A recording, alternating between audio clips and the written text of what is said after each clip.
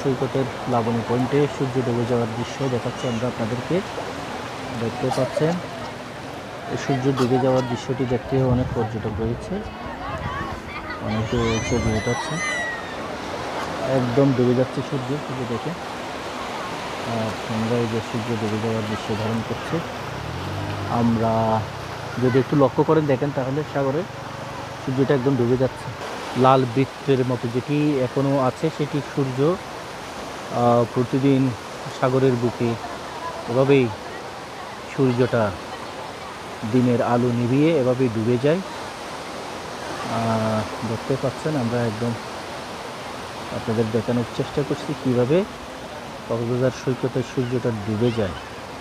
সূর্য ডুবে যাওয়ার দৃশ্য দেখেন এই মুহূর্তে। আর একটু খুবই সামান্য পরিমাণ আছে, অনেকটাই ডুবে গেছে।